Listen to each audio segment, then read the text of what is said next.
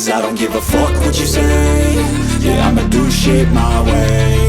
So you can... तो इस video में गाइस हम लोग बात करेंगे आज हुए मंडे नाइट रॉ के शो के बारे में। तो भाई सबसे पहले हमें जजमेंट डे देखने को मिलती है और आज भाई क्योंकि डेमियन पीस और फिन बैलर का मैच होने वाला था क्रीड ब्रदर्स के साथ, तो वो उसके बारे में बात करते हैं। उसके अलावा जेडी मैकडोना का आर-ट्रुथ के साथ मैच था स्ट्रीट फाइट वाला, उसके बारे में वो बात करते हैं। भाई ज़्यादा वो इसके पहले कुछ करते हैं, आर-ट्रुथ वहाँ पर आ जाता है। भाई आर-ट्रुथ आज जजमेंट डे की टी शर्ट पहन के आए हुए थे और वहाँ पर उन्होंने सबके नामों के नीचे अपना नाम भी लिखवा लिया था। और भाई वो यहाँ पर इसी के बारे में बात करते हैं कि भाई मैं जो है वो जजमेंट डे का पार्ट बन चुका हूँ। तो भाई यहाँ पर जो हमारे जेडी मैकडोना उनको ये चीज़ पसंद नहीं आती, वो कहते हैं कि नहीं भाई तुम जजमेंट डे का पार्ट नहीं हो।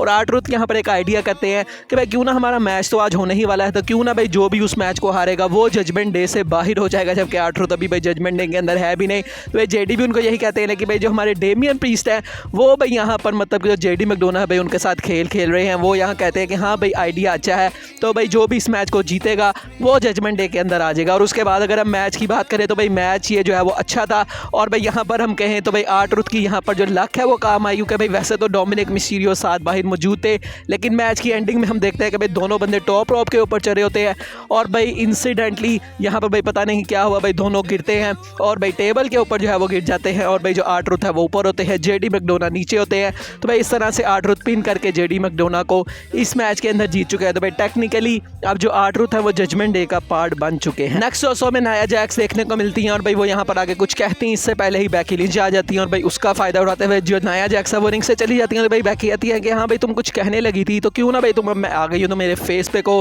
तो भाई यहाँ नाया जैक्स कहती है कि हाँ मैं कुछ कहने वाली थी लेकिन भाई उससे पहले ही तुम आ गए, तो मैं यहाँ पर बताने वाली थी कि मैं रॉयल रंबल मैच के अंदर आने वाली हूँ। और वो यह कहती हैं कि भाई तुम्हें पता है कि हमारा मैच कभी भी जो है वो क्यों नहीं हुआ, क्योंकि भाई ये जो WWE वाले हैं और जो फैंस हैं वो तुम्हें प्रोटेक्ट कर रहे हैं मेरे से, क्योंकि उनको पता है कि तुम एक मनी मेकर हो, लेकिन भाई अगर तुम्हारा मेरे साथ जो है वो मुकाबला होगा तो भाई मैं तुम्हें तोड़ फोड़ के रख दूंगी। तुम तो मेरी टांग के जितनी हो, मैं तुम्हें भाई आसानी से तोड़ फोड़ के जो है वो रख दूंगी। और उसके बाद बैकी कहती है कि हाँ भाई तुमने एक बात तो बिल्कुल ठीक है कि हाँ भाई मैं मनी मेकर हूँ, मैं किसी को भी जो है वो बीट कर सकती हूँ। उन्होंने कहा कि भाई वो मुझे प्रोटेक्ट नहीं कर रहे बल्कि तुम जो है वो मेरे से डरती हो, और तुम जब से भाई WWE में आए हो पहले भाई तुम अपनी फैमिली के नाम के पीछे जो है वो चुप जाती थी और अब तुम भाई मेरे पीछे चुप रही हो कि भाई मैं ग्रेटेस्ट ऑफ ऑल टाइम हूँ। और तुम्हारा क्या रोल है, तुम्हारा सिर्फ इतना सही WWE का करियर है कि तुमने ग्रेटेस्ट ऑफ ऑल टाइम का एक दफ़ा जो है वो नाक तोड़ा था, और अब भी भाई अगर तुम मेरे साथ प्रोग्राम में हो तो तुम्हारा नाम सिर्फ यही होगा कि तुम हारी थी किससे, the greatest to ever do it. तो भाई इस तरह से बैकी लिंच ने यहाँ पर उनको जो है वो बातें लगाई और उसके बाद भाई यहाँ पर वो कहते हैं कि भाई मैं तो यहाँ पर फाइट करना ही हो, तो भाई तुम मेरे से फाइट करो। लेकिन भाई नाया जैक्स आती हैं, रेफरी को भी बुला लेती हैं, लेकिन उसके बाद वो वापस चली जाती हैं और वो कहते हैं कि भाई मैं तुमसे अपनी टर्म्स के ऊपर डलूंगी। और भाई जो डे 1 का मंडे नाइट रॉ का एपिसोड होने वाला है वहाँ पर वो कहती है कि भाई मैं तुम्हें जो है वो फेस करूंगी। और वो ये भी यहाँ पर कहते हैं कि भाई जब मैं तुम्हें हरा दूंगी तो भाई तुम्हारी डॉटर तुम्हें आगे कहेगी कि भाई आप तो रोज़ से भी ज़्यादा अगली लग रही हैं। और भाई इस बात का बैकी लिंच को काफ़ी गुस्सा चढ़ जाता है। बैकी लिंच ने यहाँ पर आके अटैक शुरू कर दिया नाया जैक्स के ऊपर, सिक्योरिटी वगैरह आ जाती है। उसके बाद नाया जैक्स ने भी थोड़ा बहुत जो है वो मारा। तो इस तरह से भाई इनका जो सेगमेंट है वो हमें देखने को मिलता है। नेक्स्ट शो में गुंथर वर्सेस द मिज का मैच देखने को मिलता है फॉर द इंटरकॉन्टिनेंटल चैंपियनशिप। और भाई ये मैच काफ़ी ज़्यादा अच्छा था, मुझे लगता है सर्वाइवर सीरीज से ज़्यादा अच्छा मैच इस दफ़ा WWE ने डिलीवर किया।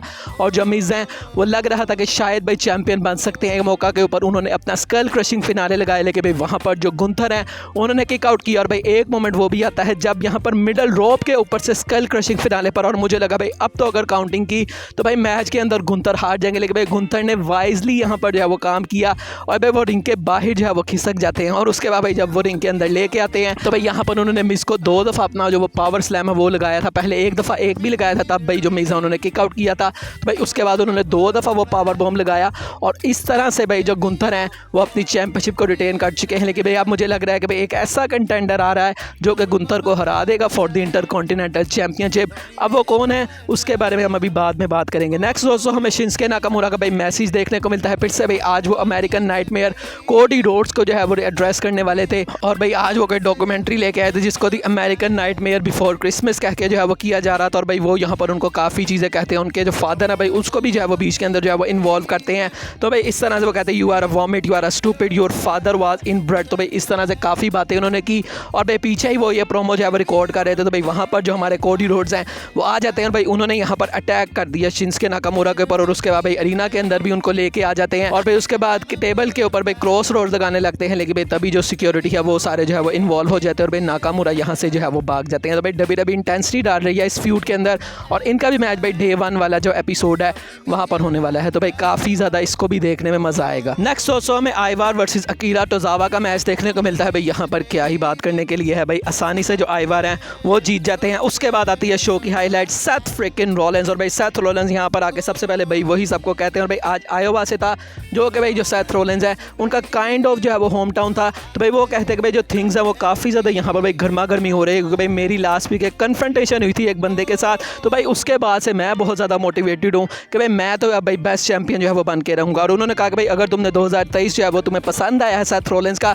तो भाई तुम इमेजिन भी नहीं कर सकते कि 2024 मेरे लिए किस तरह होने वाला है। और भाई उसकी शुरुआत होगी डे 1 से जहाँ पर मेरा मैच है ड्रू मैकिंटायर के साथ। और भाई ड्रू मैकिंटायर के बारे में एक बात तो कहनी पड़ेगी कि भाई उसने क्राउन जूल के बाद जो कुछ कहा था वो चीज़ें उसने सच साबित किया। भाई इससे पहले मजीद कुछ कहते हैं ड्रू मैकिंटायर यहाँ पर आ भी जाते हैं और भाई सेथ रॉलिंस यहाँ कहते हैं कि भाई इससे पहले तुम मजीद कुछ कहो। तो भाई मैं तुम्हें ये कहना चाहूँगा भाई लास्ट टाइम ट्रिस्टन हज़म ने मुझे हेडबक मारा था भाई उस तरह जो है वो मत करना भाई, थोड़ा जो है वो तुम लाइट रहना। और उसके बाद ड्रू कहते हैं कि नहीं भाई मैं यहाँ पर फाइट करने नहीं आया बल्कि मैं तो तुम्हें ये कहने आया हूँ कि भाई मैं तुम्हारे ऊपर काफ़ी ज़्यादा प्राउड फील कर रहा हूँ क्योंकि भाई जो भी ये बैक स्टेज के ऊपर बंदे हैं ये सारे हिपोक्रेट हैं। किस तरह से सीएम पक आया भाई सब जो है वो उसकी किस कर रहे हैं एड्स को। तो भाई तुमने वो चीज़ नहीं की, तुम उसके नीचे नहीं लगे बल्कि तुम उसको नहीं पसंद करते हो। भाई तुमने ये चीज़ जाके उसके मुंह के ऊपर कही कि भाई मैं तुम्हें पसंद नहीं करता और भाई ये जो चीज़ है वो सिर्फ एक लीडर ही कर सकता है। तो भाई तुम इस वजह से भाई मुझे जो है वो तुम्हारी ये चीज़ काफ़ी ज़्यादा पसंद आई है। तुम इस वक्त टॉप ऑफ द वर्ल्ड पे हो, तुम वर्ल्ड चैंपियन हो और भाई आज तो तुम अपने होम टाउन में भी हो तो लोग तुम्हारा गाना भी गा रहे होंगे।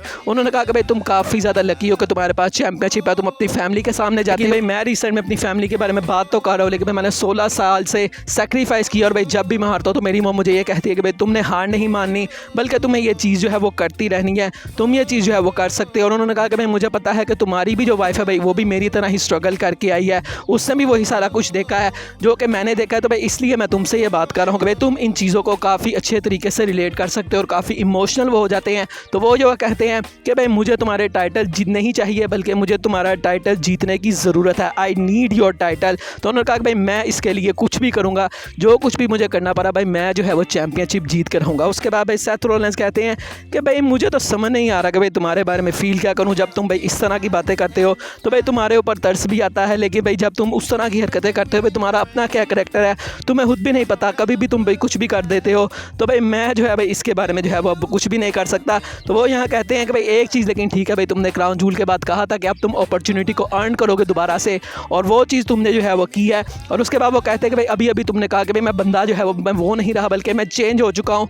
तो इसका मतलब है भाई तुम डे 1 के ऊपर कुछ भी करोगे, तुम चीट भी कर सकते हो, तुम किसी को हर्ट भी कर सकते हो, तुम कुछ भी करके जो चैंपियनशिप है उसको जो है वो जीत सकते हो क्योंकि भाई तुम अब वो पुराने वाले बंदे जो है वो नहीं रहे। लेकिन उन्होंने कहा कि भाई एक चीज़ अभी भी वही है जो कि अभी भी तुम्हारी पुरानी, और वो ये है कि तुम अभी भी बाकी बंदों को ब्लेम करते हो, जो भी तुम करते हो भाई अभी भी तुम लोगों को ब्लेम करते हो कि भाई जो भी तुमने रिंग के अंदर तुम्हारे जो फेलियर्स है। उन्होंने कहा कि भाई तुम्हारे अंदर बाकी सारी चीज़ें तो ठीक है लेकिन भाई एक चीज़ तुम्हें सीखनी पड़ेगी कि भाई अपने जो भी एक्शंस हैं उनकी रिस्पॉन्सिबिलिटी तुम्हें खुद अब लेनी पड़ेगी। तुम्हें अपने आप को शीशे में देखना पड़ेगा और इस रियलिटी को एक्सेप्ट करना पड़ेगा कि भाई जो बंदा तुम्हें चैंपियन बनने से रोक रहा है वो कोई और नहीं बल्कि ड्रू मैकिंटायर ही है। और भाई वो यहाँ कहते हैं कि भाई लास्ट वीक मैंने कहा था एक बंदे को कि भाई मैं उसे हेट करता हूँ, तो भाई मैंने जो है वो उसको बिल्कुल ठीक कहा था, मैं उसे वाकई हेट करता हूँ लेकिन तुम्हें मैं हेट नहीं करता, आई पिट ऑफ यू, मतलब उनके ऊपर तरस खा के चले जाते हैं। तो भाई ये चीज़ जो ड्रू मैकिंटायर है उनको पसंद नहीं आती। भाई ड्रू मैकिंटायर ने अटैक कर दिया सेथ रॉलिंस के ऊपर। तो भाई सेथ रॉलिंस ने यहाँ पर फाइट बैक की शुरू में, लेकिन उसके बाद भाई यहाँ पर पहले तो बाहर LED स्क्रीन के ऊपर वहाँ पर मारते हैं सेथ रॉलिंस को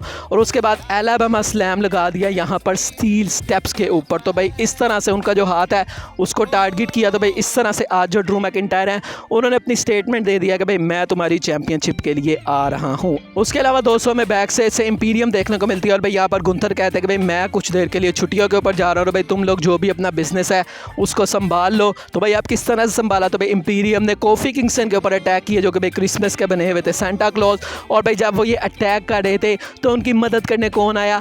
जे उसो। और भाई जे उसो ने यहाँ पर आके इंपीरियम को मतलब कि मारा और उसके बाद लुडविग केजर से मैच भी उनका हुआ, वो मैच भी जीत गए। तो भाई मुझे लग रहा है कि भाई जे उसो क्या वो बंदे बन सकते हैं जो कि गुंथर को हराए फॉर द इंटरकॉन्टिनेंटल चैंपियनशिप। भाई जे उसो का इस वक्त का जो स्टॉक है वो बहुत ज़्यादा हाई है। और भाई मुझे लगता है कि भाई शायद WWE यहाँ पर अगर गुंथर को रॉयल रंबल जितवाना चाहती है तो उससे पहले भाई हो सकता है उसी सेम नाइट के ऊपर जे उसो के साथ उनका मैच हो जाए रॉयल रंबल में for the inter continental championship. तो भाई जे उसो एक काफ़ी बड़े कंटेंडर लग रहे हैं मुझे कि भाई वो शायद गुंथर को हरा सकते हैं for the inter continental championship. अब बात करते हैं दोस्तों जेडी मैकडोना की। तो भाई जेडी मैकडोना भी हमें बैक से देखने को मिलते हैं और भाई वो कहते हैं कि भाई ये सारा कुछ R-Truth का भाई फैसला था।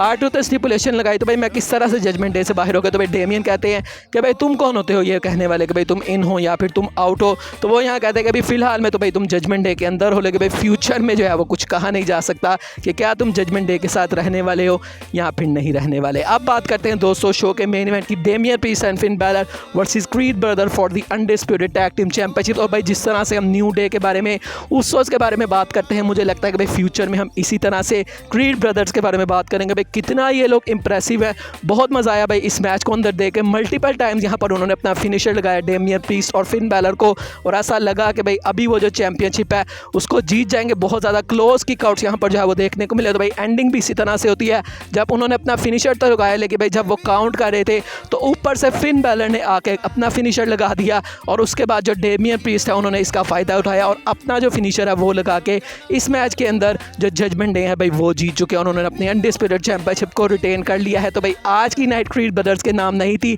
लेकिन भाई मुझे लग रहा है कि भाई बहुत जल्द शायद भाई नेक्स्ट वही चैंपियन बनेंगे। अभी टाइम सही नहीं था, लेकिन जब भी टाइम उनका आएगा तो मुझे लगता है भाई नेक्स्ट चैंपियन क्रीड ब्रदर बनेंगे और भाई फ्यूचर मुझे काफ़ी ज़्यादा ब्राइट नज़र आ रहा है क्रीड ब्रदर्स का। बाकी दोस्तों आपको क्रीड ब्रदर्स कैसे लग रहे हैं आप मुझे कमेंट सेक्शन में बताएं। बाकी आज की वीडियो यही तक थी, अच्छी लगी हो तो लाइक कीजिएगा, चैनल को सब्सक्राइब कीजिएगा। मिलेंगे नेक्स्ट वीडियो में, तब तक के लिए अल्लाह हाफिज़।